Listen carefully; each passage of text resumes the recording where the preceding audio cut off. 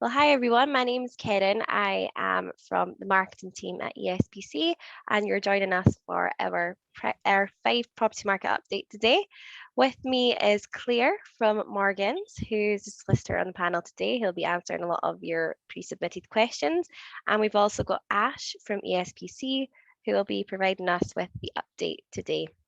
Um, Thank you for everyone submitting their questions beforehand. But if you do have any questions as we go through the webinar today, or you'd like us to expand on something, please just pop it in the little Q&A box at the bottom of the screen. And if we have time at the end, we'll do our very best to get round to them.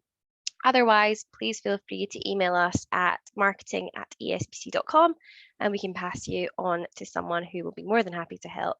At the end, we will have a survey that we'll send out to you. We'd be so grateful if you could fill that out. Any feedback on these events is greatly appreciated, and we just like to tailor these to help you as much as possible. So to start off, let's go to Ash, who's going to give us an overview of the Fife property market. Hi everyone, thanks so much Karen. So yeah, as Karen mentioned, I'm just going to talk you through some key stats today from the Fife property market, and we're going to cover the last quarter. So we're going to have a look at December through to February. You can find all of this information on our house price report as well. There is quite a lot of figures in here, so please don't worry if you don't get them all down. Or if you do want a little bit more specifics, I'm sure Claire would be more than happy to talk you through any figures, and we can also give you a little bit more as well. So please just feel free to get in touch on that side there. So what I think we can see in the last quarter is usually historically the festive period is always a little bit quieter anyway, but there is really promising signs of continuing growth despite some lower levels of activity over this time. So I'm just going to talk you through some different elements of our metrics and what we're seeing. And first of all, I thought we'd start off with some average selling prices for Fife. So within the last quarter from December to February, the average property selling price in Fife rose by 1.4% year on year, and that is now up to £221,124. We are seeing different trends. So when we have a look at Fife as a whole, we are seeing different trends for buyers in both East Fife and West Fife during this period. So in East Fife, the average property selling price rose by 5.3%, and that's now sitting at £278,972. However, when we have a look at West Fife and Kinross, we saw a 1.7% reduction, and that brought that down to the average selling price in that area of £190,000. If we look at Dunfermline in particular, we saw that prices declined slightly by 4.3% year on year, and the average selling price over that last quarter is sitting at £187,147. So I think we can see that demand for coastal living still remains really strong. I think after COVID and everything that's happened throughout the pandemic, we are seeing that some people do want to try and get that coastal living locked down, and we think that might be pushing some of those average prices up a little bit higher in East Fife. While it has been slightly quieter period for West Fife, we know that there's still really strong activity in the region. And we'll talk you through a bit more stats on that as well. In terms of the average selling prices, when we look at Dunfermline specifically, the most affordable properties that we could find in this area, which is great news for buyers, is one bedroom flats, and they sold for an average of £85,000.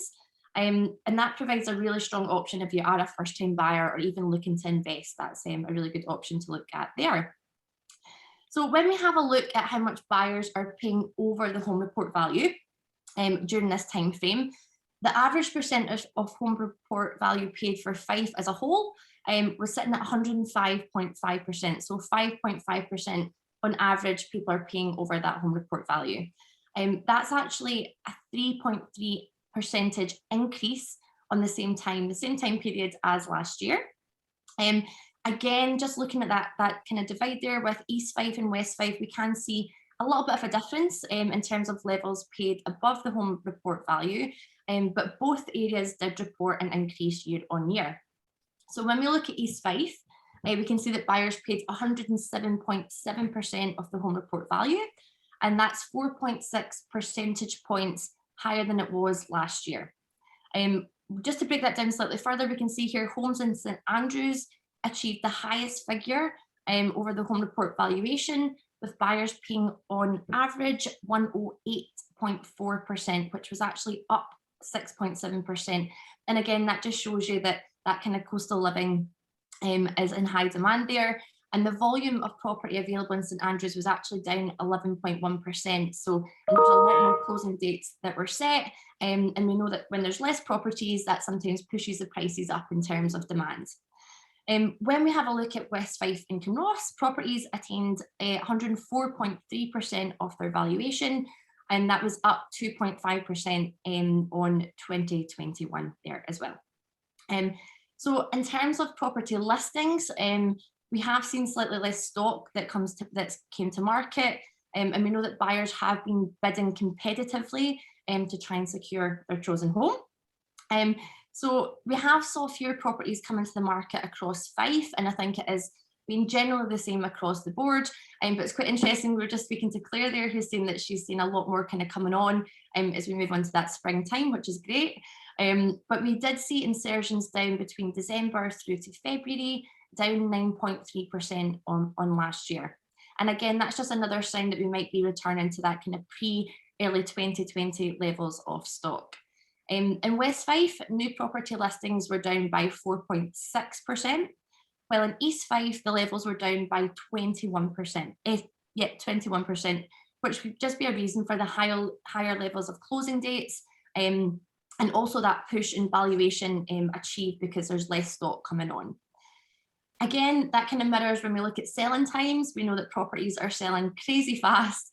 So despite December through to February being a quieter time, we did see that properties were selling really, really quickly. And the average selling time was sitting at 13 days till under offer, which is phenomenally fast. Homes sold the fastest in West Fife and Kinross, that's sitting at 13 days. And that's 2 days faster than the same time frame as last year. And then when we have a look at East Fife, properties went under offer in a median time of 19 days, which is still extremely fast. And that is 11 days quicker than it was the same time frame year on year. And that just shows you there that demand is still extremely high in terms of buyers. The fastest selling property types was a 3-bedroom house in Dunfermline, and that went for under offer in just 10 days, which again is just incredible. When we have a look at the sales volumes for Fife, in line with that kind of quieter period and that kind of quieter time, sales volumes were down by 33.8% year on year during December through to February. And again, that's just a sign that I think that the property market's just starting to return to that stage that was pre-pandemic and the same kind of levels of activity there. Sales volumes in East Fife were actually down by 32.8% during this time, while in West Fife and Kinross the figures were 34.4% lower than the same time last year. But 3-bedroom houses in Dunfermline sold the greatest volumes, so there's a lot being sold in that area, and this was also down by about 41% reduction in volume. And again, I think it is just to stress it is that time of year, and we are just starting to see more sales that are reflective of pre-pandemic times. The top 5 highest selling properties were all in Dunfermline, so Dunfermline proved really popular for sales, and that shows that the demand remained really high for that area. So just a quick overview there. I know it's a lot of information to take in. While there was definitely some clear differences that we could see there between East Fife and West Fife, I think the overall picture was really positive for both buyers and sellers in both regions. We can see that sellers can take advantages of higher selling prices as a competitive market with low stock on at the moment, although we do see that pick up as we move into spring. And when it's like that, just pushes up demand slightly, as well as quick selling times as well. When we have a look for buyers, we can see lots of affordable homes that are coming onto the market, and we can find them really modestly priced, which is great, especially in West Fife and Kinross, with Dunfermline especially being a strong option for maybe first-time buyers or people looking to invest there as well. And also we saw those 3-bedroom homes that were selling really quickly at great prices as well. So yeah, I think what we can see is Fife is returning to more normal levels of activity than we experienced more like 2019 and early 2020 pre-coronavirus, which is really positive news. And we hope to see an increase of listings coming on over the next couple of months. But if you do want any more information on anything to do with a bit more advice in certain areas or percentage against home report valuations or time to sell, then yeah, just get in touch, or you can definitely speak to your solicitor. And I'm sure Claire can give you a bit more information on that as well. But if you do want any more stats, please just feel free to get in touch. And yeah, that is me for today. Perfect. Thank you so much, Ash. And just to reiterate, of course, please get in touch for more information. And we also have our house price report on our website, which gives a more generic view of what's happening in Scotland. But we have also done a Fife Property Market update in written form as well. So please feel free to check out the news section, and all the stats will be there for you. Okay, so let's do the Q&A. So Claire's going to help me out with this today. And the first question is, should I sell first or buy then sell? Hi everyone, I must apologise, I've got a really sore throat, so please bear with me. In response to this question, we would say it very much depends on the individual circumstances. However, if you've already sold and you've got your mortgage approved, you really are in the best position to move forward. And if it was to be a property that was sold at closing date, you would be in a really strong position. However, there's no right and wrong at the moment, and a lot of sellers will consider an offer that's subject to sale. So if you're after something quite specific, you only want to move for the right thing, which is the case with a lot of people at the moment, then I wouldn't be put off. Your seller will probably take advice from their estate agent as to whether to accept an offer subject to sale, depending on the area that you're in.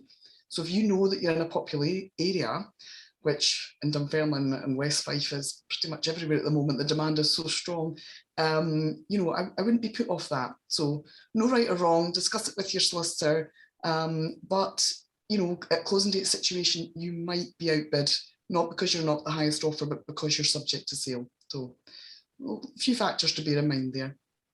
Thank you. And the next question, where are the areas in Fife that you can buy a cheaper property that will hold its value? So we've found some really good buys recently for people in the West Fife villages, ex-local authority stock, traditional ex-council properties. So areas such as New Mills and Toryburn have seen some really good buys for first-time buyers. Beautiful sea views there as well. So not quite the prices of Aberdour and Charleston and Limekilns, but you're really good buys for first-time buyers there, I would say. But also your other villages, Kelty, Lochgelly and Oakley, some good 2-3 bedroom houses selling for a decent price, and these properties hold their value. If you come to sell in a few years, shouldn't be a problem. Fab. The next question, if you buy a house and afterwards find a fault with the property, for example, structural damage that was not reported by the seller, whether that was deliberately or omitted or not, is there anything you can do? And this person's suggesting, for example, compensation. So this is a bit of a difficult one. What we would always say, your solicitor would always guide you on this, but what we would always say is you must very carefully read the home report before, possibly even before you view a property, but certainly before you offer on it, and discuss it in detail with your solicitor. If there's anything with a 2 or a 3, or if there's anything recommended by the surveyor for further investigation, get that further investigation done. Surveyors are insured, so the home report, you should be able to rely on it. Surveyors don't tend to miss structural issues. They don't tend to miss things like roofing repairs, damp works that need to be done. So we would always say it's unlikely that you will have a problem, but look, it could happen. But your solicitor, again, would advise you, if you think there's been something missing in the home report, you would take it up with your solicitor, who would intimate it to the surveyor and discuss that further with them. The sort of thing that you do have a claim that's covered in the Scottish Standard Missives, which most solicitors use, is central heating.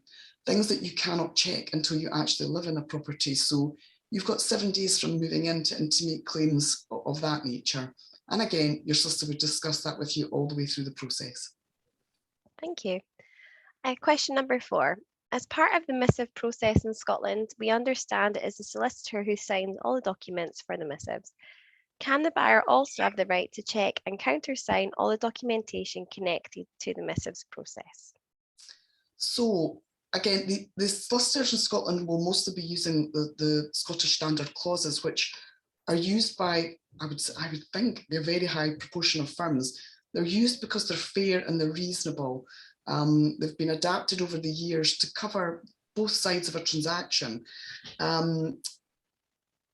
The solicitor will always sign the missives on your behalf. They're contractual letters, so they will sign them, but they will not do so without your instructions. They will involve you at all the steps of the process and will only conclude missives once you are happy and satisfied with everything. And they will explain it in full to you. There's also a really good client guide that goes with the standard missives, which is able to be downloaded from the Law Society of Scotland's website, but most solicitors will send it out with the offer. That is written in really plain English, really straightforward, and explains everything. And your solicitor, again, will be happy to discuss any points in that. So rest assured, you won't be buying something if you've not asked your solicitor to do so. Brilliant. Thank you. And number 5, what do you recommend that people look for when choosing a solicitor? So local knowledge is always a good thing. So if you look at the number of ESPC boards about with the firms, that'll give you a good idea as to solicitors that are very active in the area that you're looking for. Another good recommendation would be a friend or family who's used the solicitor and has been happy with the service. It's quite important that you establish from the start of your transaction what you expect from your solicitor and what they should expect from you. And most solicitors will send out a letter of engagement that confirms all of that. You know, the level of communication that you want and how you want that communication. Some people will want everything by email. Some people will want to pick up the phone. And now that we're back to being able to see people in person, meeting your solicitor is quite a good thing to sit down and you get to know them well and trust them. So yeah, it's worth pointing out that Morgans, of course, operate in Fife for the purposes of this webinar.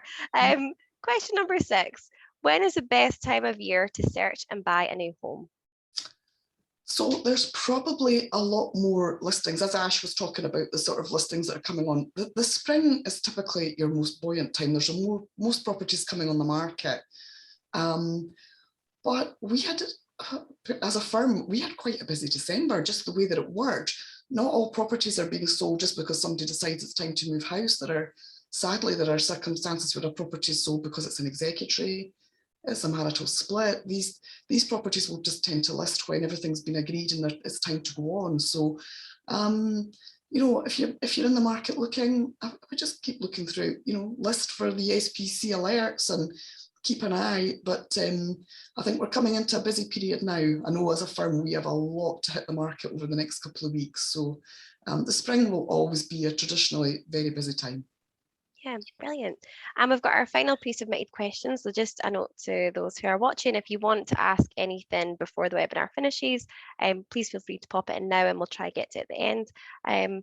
Unless that's the case, we'll go on to our final question. So how much of our home report value should I expect to pay on a property in Fife? So again, going back to the figures that Ash discussed, we've probably been finding between 5 and 10%. It depends on the demand for the property. What we've found of late, rather than closing date, we've had quite a few sellers who have just accepted a pretty decent offer right away. You know, rather than having sort of 20 viewers going through their property, they've thought, actually, that's a good offer. So yeah, between 5 and 10%. We have had some traditional properties recently that have gone for quite a bit more than that. They're sort of one-off properties, probably at the higher end of the market. So yeah, between 5 and 10 is generally what we're seeing. So brilliant. Thank you so much.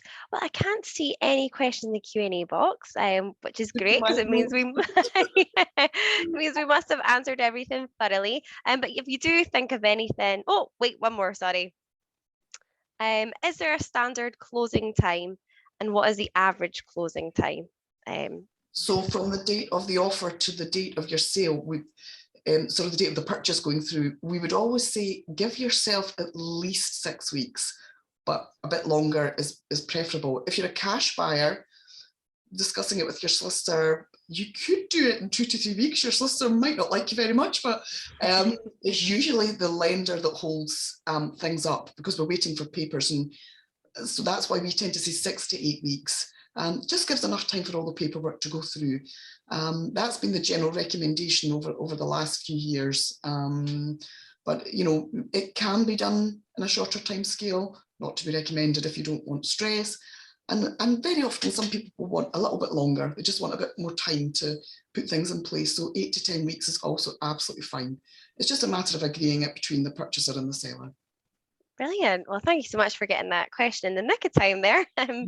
So finally, thank you everyone for coming along. And if you do have any questions that you want to ask after this, please feel free to email us at marketing@espc.com. We can give you all the correct information, direct you to our house price report, or we can send you on to someone like Claire, who'll be more than happy to help you out.